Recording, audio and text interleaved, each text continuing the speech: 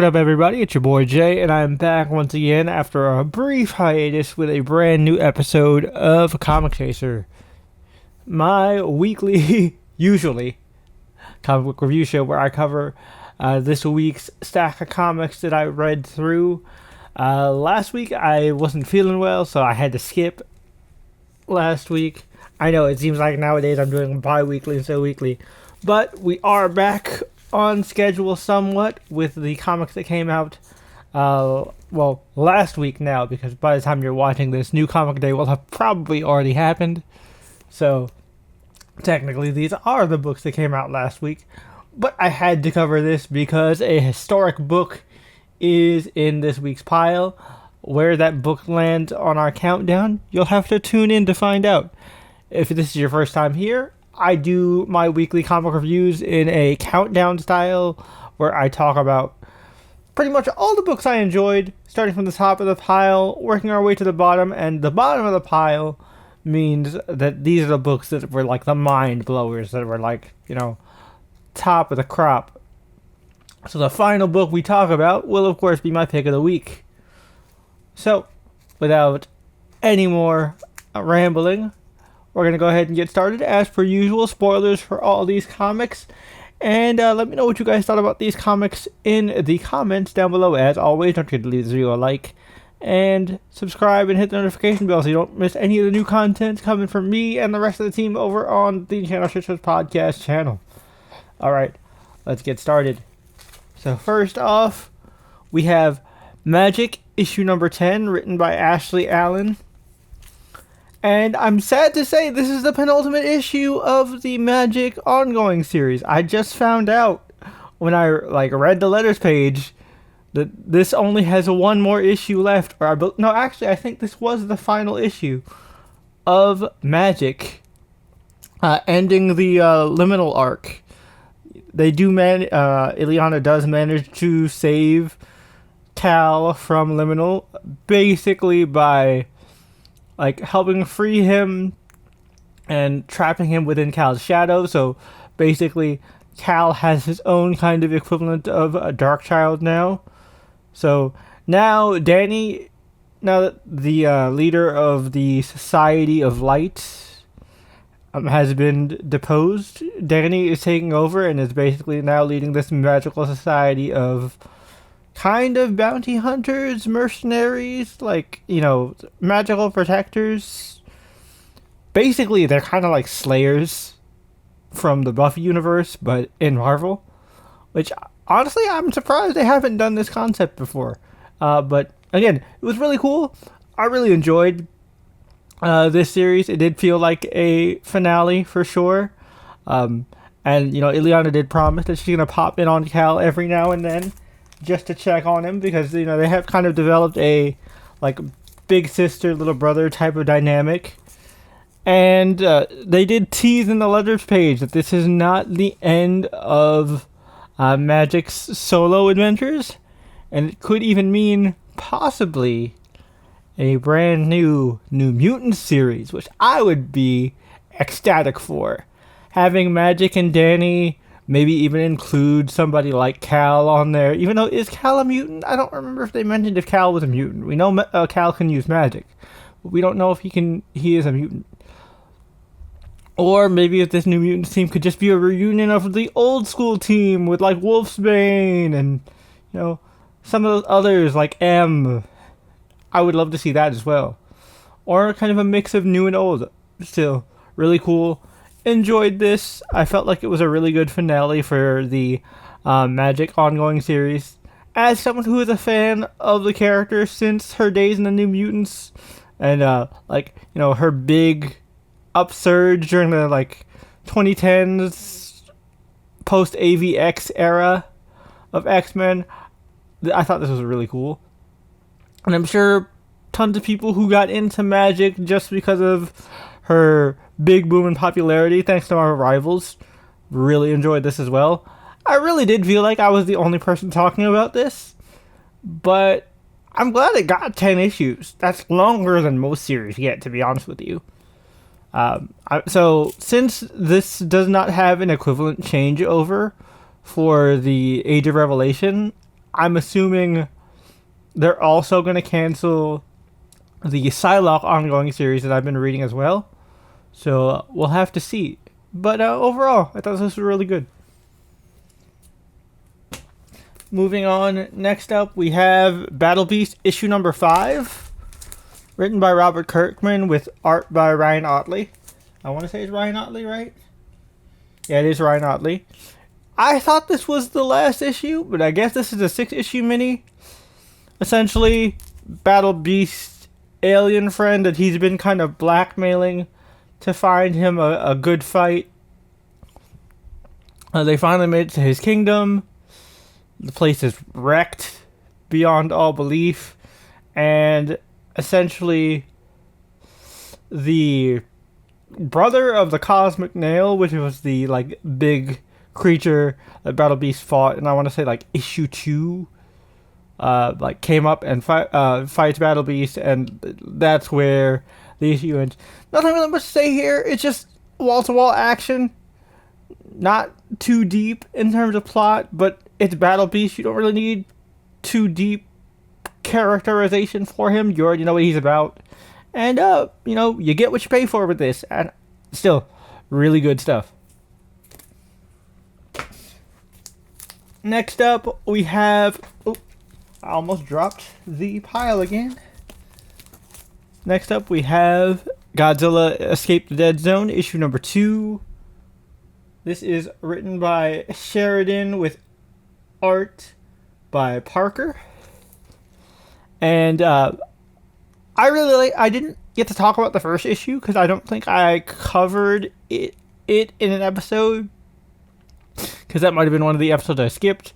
But this is basically an anthology series set during this new Kaisei era for IDW with Godzilla books, where basically Godzilla wipes the Pacific Northwest off the map and turns it into like an irradiated dead zone, where it's basically turned into no man's land and cut off from the rest of the country.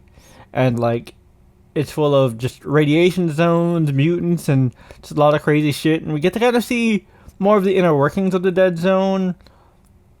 There are like different cults that worship Godzilla as a god.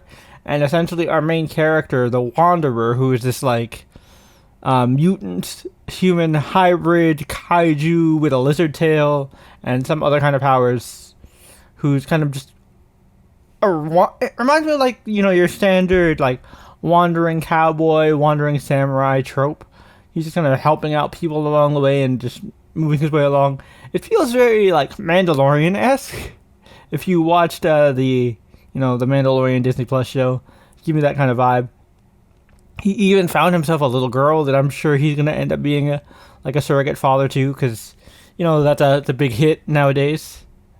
But he gets captured and basically is now going to be a sacrifice or some kind of object for this priestess of this Godzilla cult. So I think that they're going to try and use him and his Kaisei energy to summon Godzilla. Who the fuck knows? I don't really know. This series is really cool. Again, this is where we get most of the world building. I mean, Godzilla, the main series, does a really good job of world building as well, but like, we get to see kind of the world at large, like what the rest of it is doing with this series, and I really like it. It's not as flashy. The art's definitely like grittier and grungier, but I kind of like this vibe. Again, it makes me feel like old Western, like almost Mandalorian, like, kind of thing. So I dig it. Overall, pretty solid book. The Godzilla Kaisei era is pretty fucking solid so far. Keeping with the indie books, we have Radiant Black, issue number 37. This one is a pretty solid issue. We kind of just are keeping a steady pace, seeing kind of the aftermath of Radiant Black now kind of becoming persona non grata within Chicago, and now them kind of having new forces taking over, protecting the city.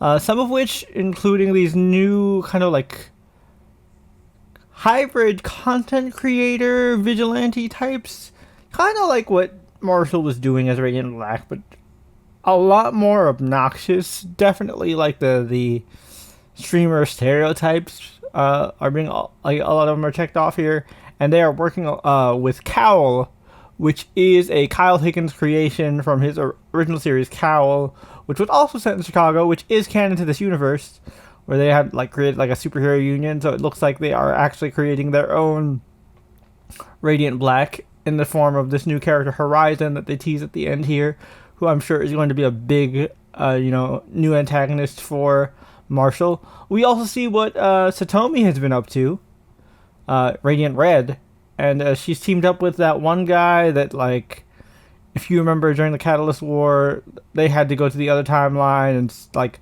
secure things. It was a whole big deal. They end up hooking up, and like they are like not gang lords, but they like control a territory and like have an understanding with Chicago's new kind of martial law police state kind of deal.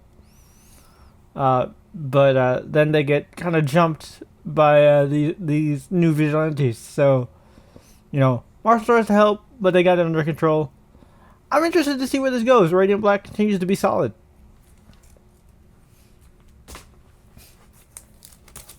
Next up, we have Uncle Scrooge, Earth's Mightiest Duck, issue number 2. Written by Jason Aaron with art by Mohammed...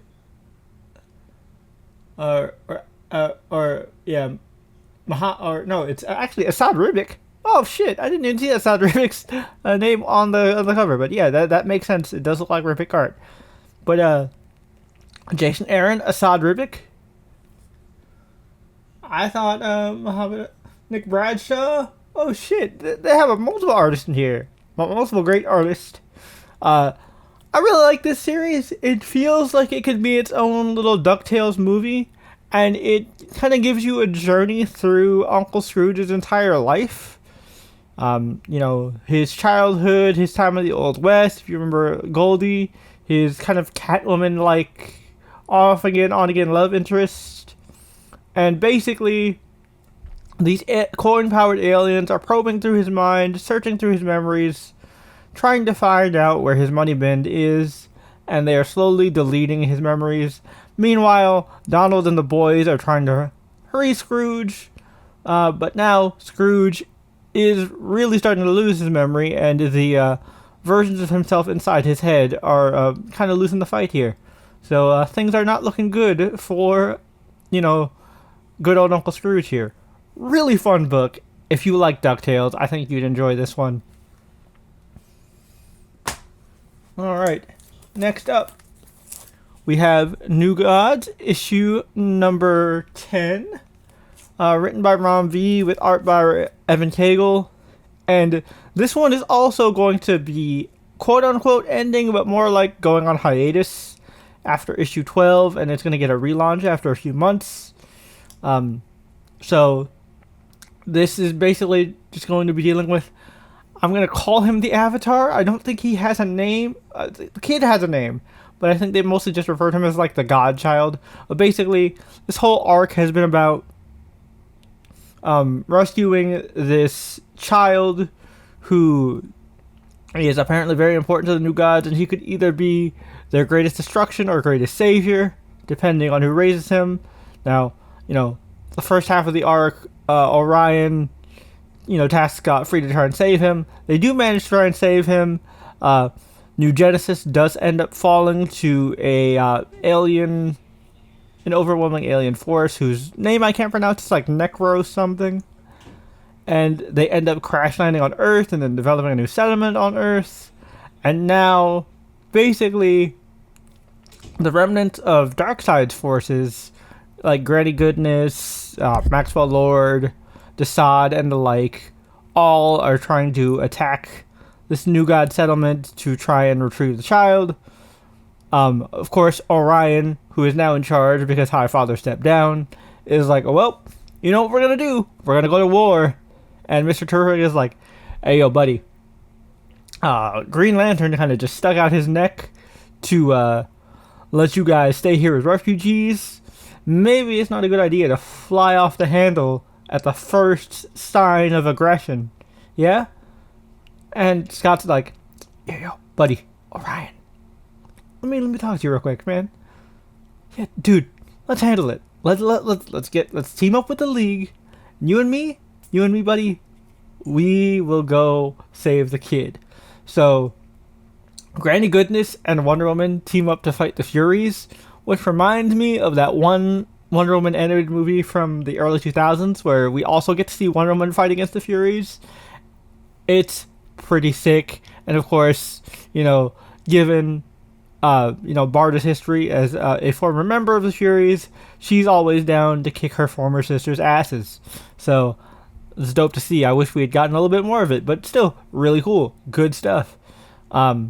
Meanwhile, like they being Orion and Scott Free do manage to chase down Maxwell Lord and Granny Goodness, who are trying to enter through this black hole that is giving out energy instead of sucking it in, and they keep talking about how different universes possibly exist on the other side of black holes.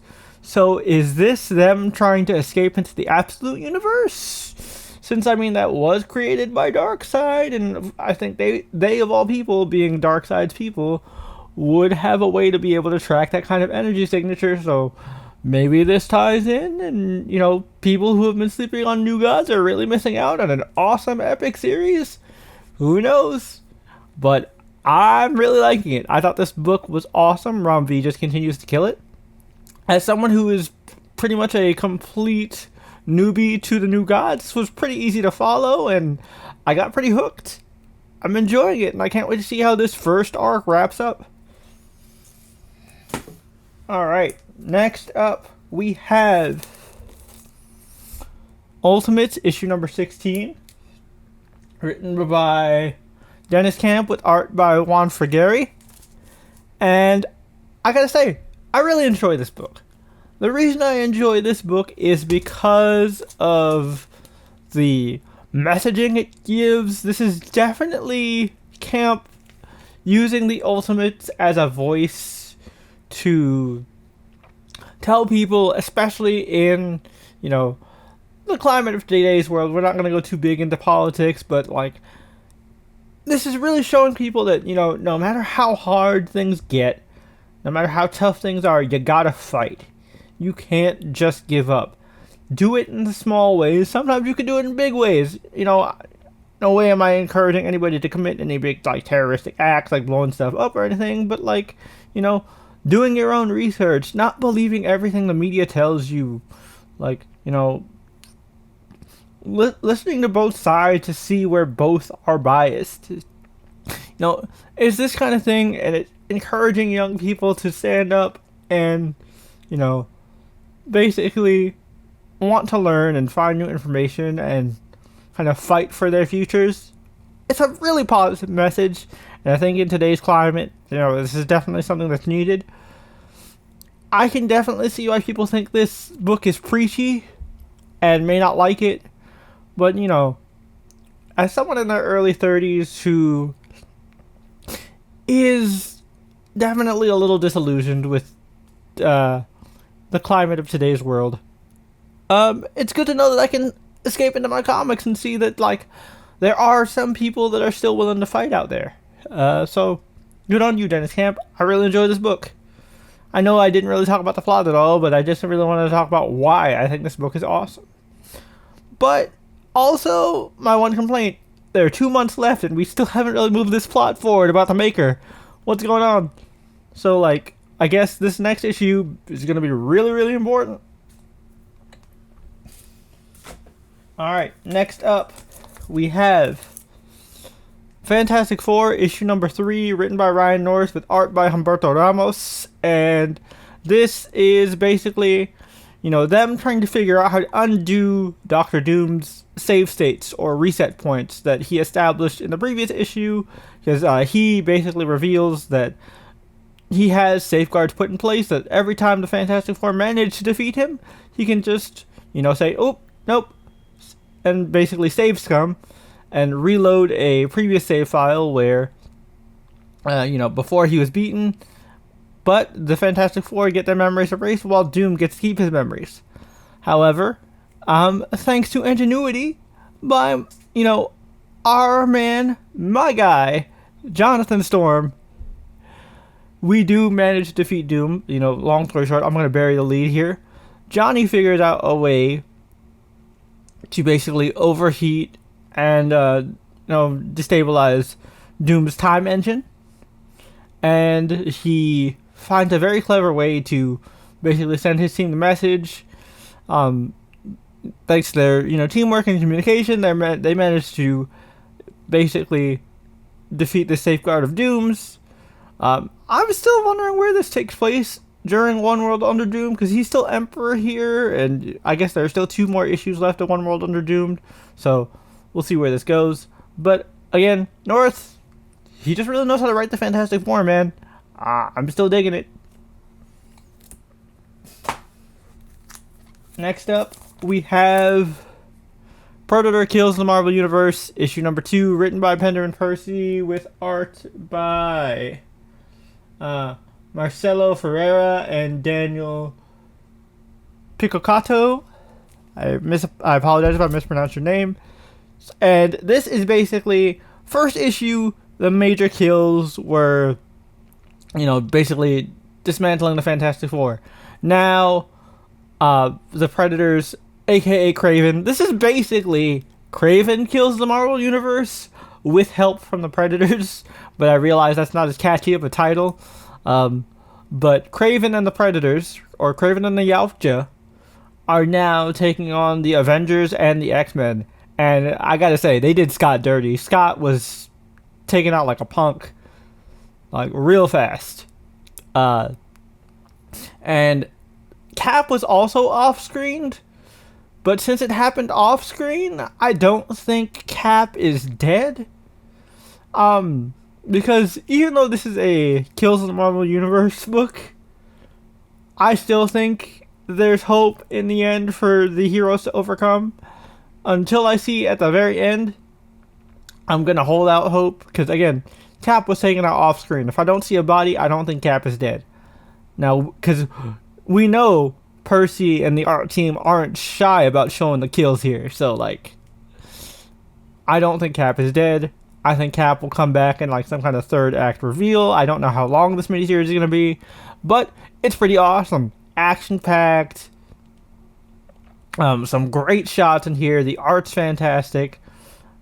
Kind of very much like Battle Beast. You get what you pay for. I really like what they're doing here, and this is the most shine Kraven has gotten in 20 years, so I'm here for it.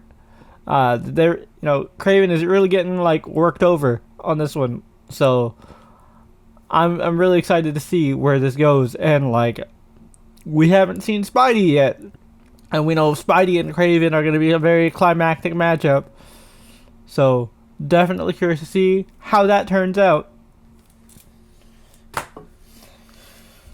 Alright, we're getting down to it. These are the last 2 books of my pile, and the second to last book, the book that was almost my pick of the week, is Absolute Flash, issue number 7. This is Jeff Lemire with art by Moore, with colors by Lucas, and I really enjoyed this. This really, no pun intended, moved fast. Essentially, Wally and Grodd are still... Grodd is basically still kind of guiding Wally to take out these other... Or not take out, but stabilize and deal with these other escaped Project Olympus people that were experimented on by Thawne and Barry. And this one that they look like to be dealing with is the absolute version of the Weather Wizard, because he was manipulating lightning and storms and all that stuff. So I'm guessing that was Weather Wizard, which was pretty intense. He was full on Zeus with that shit. But Wally does manage to deal with him by actually absorbing the lightning to kind of supercharge him. Because one of the big things that this version of Wally is finally learning to deal with is that he needs to have a huge intake of calories in order to maintain his energy and speed.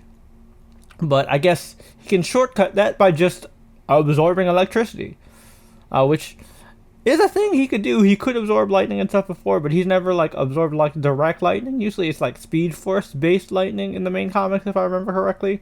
But this was a cool change, and by the end of it, when Wally, basically says, "I don't want to go back. I don't want to do any of that shit. You can't take me back." Captain Cold kind of makes a decision. He's like, you know what? Fuck it. No, we're all the weapons now. We don't gotta listen to them. We don't gotta go back. Well, what do you say, kid? You want to go rogue? Yo, if a Flash joins the Rogues in this universe, I would be so hyped. Now, they are the Rogues. They are traditionally viewed as Flash's villains, of course. But Batman in the Absolute Universe is friends with all of his biggest bad guys. So Wally actually, teaming up with the Rogues could be a very interesting twist. And none of these Rogues seem like outright murderers. They're definitely assholes, but none of them seem completely irredeemable. So him taking them up on their offer doesn't seem too far-fetched, and I'm very curious to see where it goes. And, they helped Grodd, so, they can't be all that bad. And also, just the bond between Wally and Grodd is so adorable. Love it. This book continues to be awesome. Honestly, it's probably my third favorite Absolute book. It goes, for me, Absolute Wonder Woman, then Absolute Batman, then Absolute Flash, then Absolute Superman, and then... No, actually, I put Green Lantern before Superman, then Superman after Green Lantern, and then at the very bottom, Absolute Martian Manhunter, which isn't a bad book, it's just kind of a downer, so it's my least favorite. But, yeah, really enjoy Absolute Flash. Dug it a lot this week.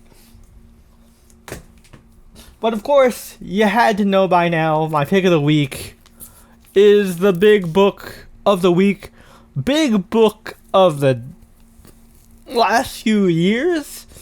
This is quite possibly a once-in-a-lifetime opportunity. This hasn't happened in 22 years.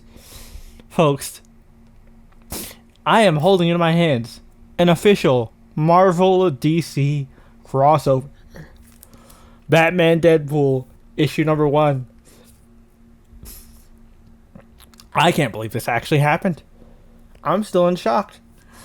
So, I'm not going to go through all the stories in this because there's a bunch. It's a massive anthology. I'm just going to go through highlights and stuff that I liked.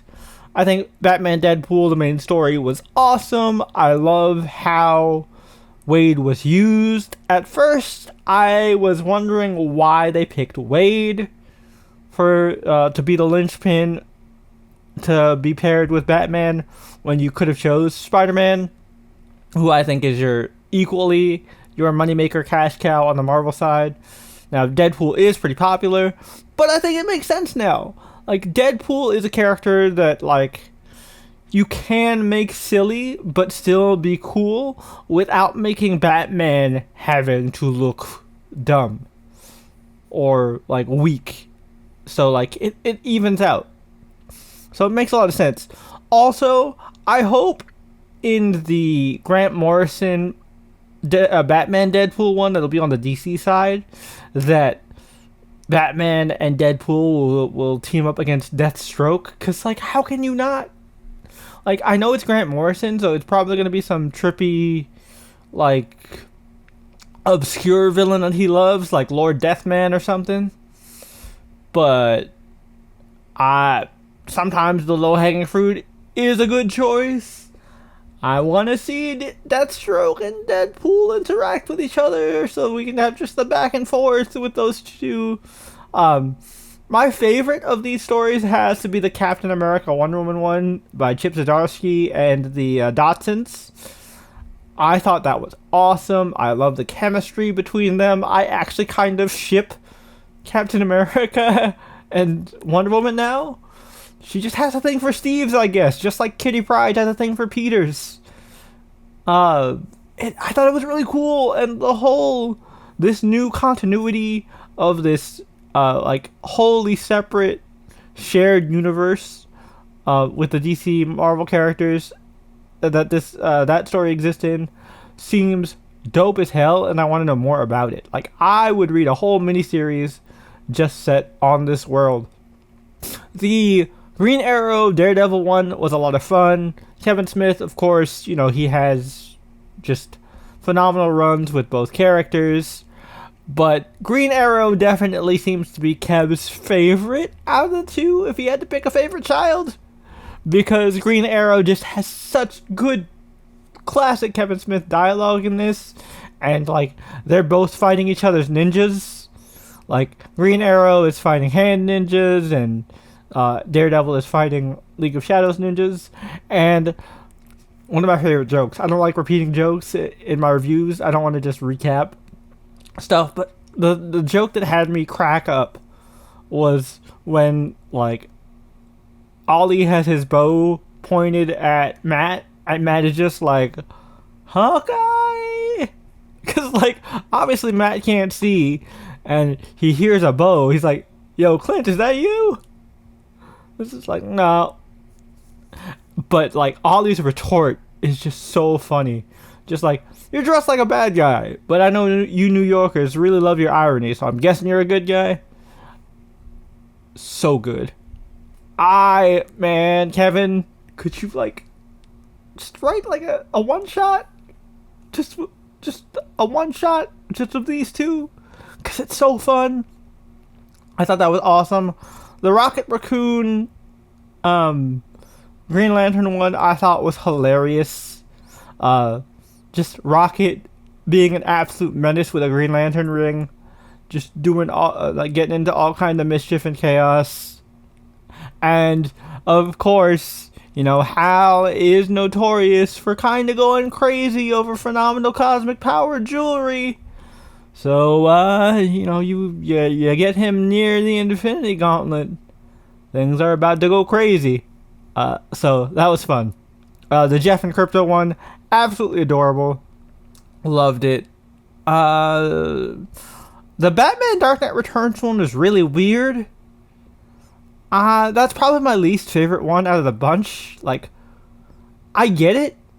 Miller, like, drew Wolverine for the famous, like, Chris Claremont Wolverine miniseries that really made the character in the 80s. Cool. And Dark Knight Returns is, foundational, seminal Batman work.